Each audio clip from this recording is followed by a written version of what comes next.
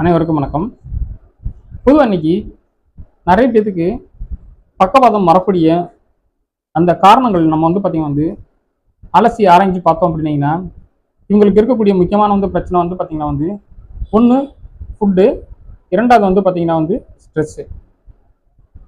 இந்த ஸ்ட்ரெஸ் பார்த்தீங்கன்னா இவங்களுக்கு ஃபிசிக்கலாகவும் அல்லது மென்டலாகவும் பார்த்தீங்கன்னா இருக்கும், அல்லது இரண்டும் சேர்ந்தே பார்த்தீங்கன்னா இருக்கும்.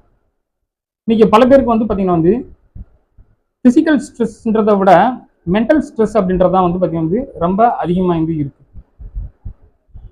ஏன்னா இன்னைக்கு பார்த்தீங்கன்னா ஒரு 35-40 வயதை தாண்டிட்டாங்க அப்படின்னீங்கன்னா இவங்க நிறைய கமிட்மெண்ட்டுக்கு ஆளாகிறாங்க. அதை விட முக்கியமான விஷயம் பார்த்தீங்கன்னா வேலை பார்க்க இடங்களில் இன்னைக்கு நிறைய பேத்துக்கு பார்த்தீங்கன்னா அந்த வேலை உறுதியின்மை இன்னைக்கு ஒரு முக்கியமான பிரச்சனை.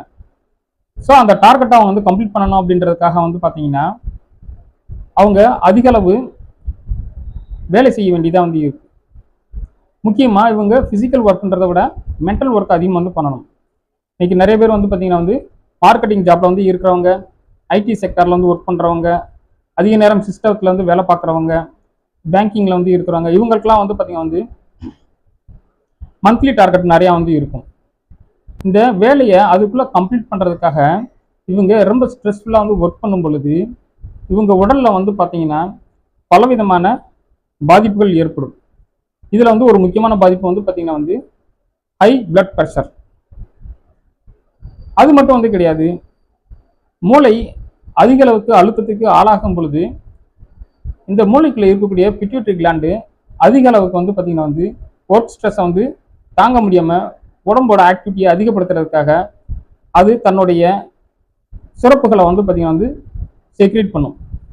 அது என்ன ஆகும் அப்படின்னீங்கன்னா நம்ம உடல் முழுக்க இருக்கக்கூடிய அந்த ஆக்டிவிட்டிஸை இன்க்ரீஸ் பண்ணுறதுக்காக அடுத்து அட்ரினலோடைய ஆக்டிவிட்டியை இன்க்ரீஸ் பண்ணும்.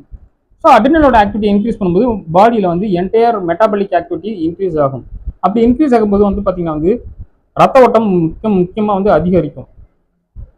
அப்படி அதிகரிக்கும் பொழுது பார்த்தீங்கன்னா இவங்களுக்கு ரத்த அழுத்தம் அதிகமாகக்கூடிய வாய்ப்புகள் இருக்கு.